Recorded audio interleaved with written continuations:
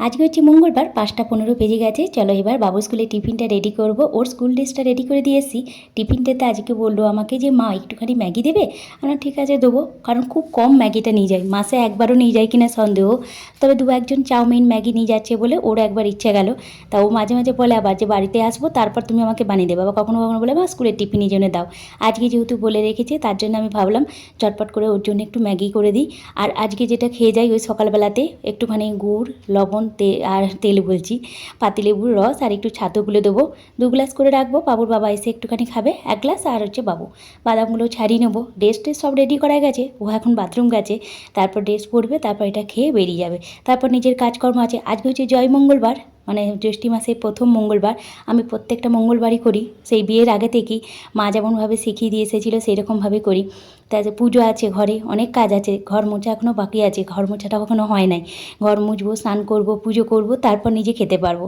তার জন্য ঝটপট ঝটপট করে আগে এই বাবুকে পাঠিয়ে দিই স্কুলটায়, তারপর নিজের কাজ নিজে করব। এই যে বাদামগুলো ছাড়িয়ে নিলাম, ছাতুর শরবতগুলো নিচে, এদিকে আমার ম্যাগিটা হয়ে গেছে। ম্যাগিতে 2-3 মিনিট তার টাইম লাগে, 2-3 মিনিট নয়, টাইমটা লাগবেই 5-6 মিনিট। একটু চিনি দিয়ে দিলে ওর ব্যালেন্স হয়। আর মশলার পরিমাণটা একটু কম দিচ্ছি, খুব বেশি মশলা আবার খেতে পারে না। এবার ঢাকা দিয়ে এটা রেখে দিলাম, একটু পর আমি ওটা টিফিন বক্সে প্যাক করে দেবো। ততক্ষণ আমি এটাকে রেডি করে দিই। একটা স্ট্র দিয়ে দিলাম, ছাতুর শরবত আর একটুখানি বাদাম।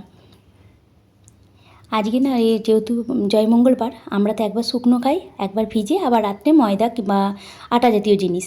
তাই এই যে এখন বাবুর স্কুল ড্রেস রেডি করে দিয়েছি, ও এখনও বেরোয়নি। আজকে ও চলে যাবে, তারপর কাজকর্ম সেরে পুজো করে একবার শুকনো মুড়ি টুড়ি খাবো, তারপর আবার একবার ভিজিয়ে চিড়ে খেতে হয়। তোমাদের ওখানে কেমন নিয়ম আমাকে একবার জানাবে তো কমেন্ট করে। তা চলো ঝটপট করে এবার বাবুকে আগে পাঠিয়ে দিই। ওর স্কুল ড্রেস রেডি করে দিয়েছি, ওকে টিফিনটা দিয়ে এলাম। টিফিন মানে বলতে যে ছাতু শরবত আর বাদামটা। এদিকে টিফিনটা আমি একটু ঠান্ডা হয়ে যাওয়ার পর টিফিন বক্সে ম্যাগিটা দিয়ে দিলাম, একটা কাঁটা চামচ দিয়ে দিলাম, আর কয়েকটা বিস্কুট দিয়ে দিলাম। যদি ম্যাগিটা কেউ বন্ধুরা নিয়ে নেয়, বাই চান্স খিদে পেয়ে গেলে একটুখানি বিস্কুটটা ওকে দিয়ে দিই। ব্যাগের মধ্যে রাখা থাকে, খাবে খাবে, না খাবে ফেরত নিয়ে আসবে। বাবু ড্রেস পরে রেডি হয়ে গেছে, এবার ওই ছাতু শরবতটা খেয়ে নিয়েছে, ও বেরিয়ে যাবে। তারপর ওর বৃহস্পতিবার থেকে ছুটি পড়ে যাবে, মানে বুধবারটা হবে, তারপর বৃহস্পতিবার থেকে ছুটি পড়ে যাবে।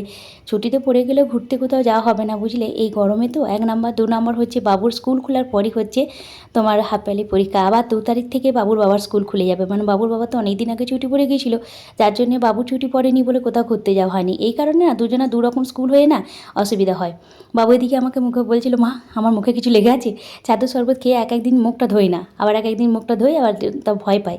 চলো বাবু স্কুল চলে গেল, এরপর নিজের কাজকর্ম সেরে নিই। বাবু স্কুল চলে যাওয়ার পর ঘরটা মুছি, অন্যদিন ওর যাওয়ার আগেই মোছা হয়ে যায়। আজকে হয়নি, আজকে একটু উঠতে দেরি হয়ে গিয়েছিলো। আজকে 4:30, হ্যাঁ 4:35-40 বেজে গিয়েছিলো। নিজের বাথরুম যাওয়া আছে, তারপরে আমি যেহেতু দীক্ষিত, ইষ্টবিতি করা আছে, অনেক কিছু কাজ থাকে তো। সকালবেলায় উঠে এদিকে ওদিকে জিনিস পড়ে থাকে, সেইগুলো তোলাপাড়া করে তারপর বাবুর টিফিন, স্কুলের টিফিন এসব রেডি করে দিই, ওকে পাঠিয়ে দেওয়ার পর এদিকে আমার ঘরটার মুছে হয়ে গেছে, কাপড় জামা কাচা হয়ে গেছে, স্নান হয়ে গেছে। এবার আমি এখানে একটুখানি রোদে দিচ্ছি তোমার ওই তেলটা আর একটুখানি ঘিটা। দেখো দেখো 6:30, 6:30 না 10 মিনিট ফাস্ট আছে, মানে 6টা 20 বাজছে, আর আমার এদিকে স্নানও হয়ে গেছে। স্নানটা হয়ে গেছে, এবার ফুল টুল তুলে এনে ঘরে পুজো করে নেবো, তারপরে তোমার জল খাওয়া। জলটা খাই না। আর ওইদিকে মা আমাদের একটা সেই আমাদের ওখানে কাঁঠাল পাতা, তারপরে দুব্বো, জব, ধান, তারপরে একটা নৌকা, কাঠের নৌকা, ওইখানে মা পুজো দিয়ে দেয়। বিয়ের আগে থেকেই ওটা আমাদের করা আছে 3 বোনের। তা আমার আর বোনেরটা ওখানেই দিয়ে দেয় মা, আর আমি ঘরে এখানে পুজো দিই। তারপর মা যখন ফোনে বলে যে হ্যাঁ পুজোটা ওখানে দেওয়া হয়ে গেছে, তারপর জল খাই। তবে হ্যাঁ ঘরে পুজো করার পর শরবত জলটা খেতে পারি, চাতুর শরবত বা এমনি জল খেতে পারি, কিন্তু শুকনোটা ওই মা পুজো করবে, তারপর শুকনো জিনিসটা খাবো। এই কটা আজকে ফুল ফুটেছে, অন্যদিন এক এক গাছ ভর্তি হয়ে ফুল ফোটে। পুজো করা হয়ে গেছে, এবার পুজো করার পর মাকে ফোন করলাম, ও মা তোমার পুজো করতে তো এত দেরি। মা বললো যে এখন তো দেরি আছে, ঠাকুরমশাই আসে নাই, তা তুই একটুখানি ছাতুর শরবত, জলের চা এগুলো খা, পরে শুকনোটা খাবি, আমি পুজো হয়ে যাবে ফোন করে বলে দেবো তারপর। তা সেই জন্য একটু ছাতুর শরবতগুলো খাচ্ছি। আর যেহেতু আমার স্নান টান পুজো করা সবই হয়ে গেছে, আমাকে তো রান্নাও বসাতে পারবো হবে, মানে যে একবারে খালি পেটে নির্জলা উপবাস করে আমি একদম থাকতে পারি না, কেন 12টা পর্যন্ত থাকতে পারবো, তার বেশি পারি না। আর এখন তো মানে ঠাকুরমশাইরাও বলছে আত্মাকে কষ্ট দিয়ে কোনো কিছু লাভ নেই, নিজেকে আগে সুস্থ রাখো, আত্মাকে আগে ভালো রাখো, তারপর তুমি ঠাকুরের ভক্তিটা আসবে।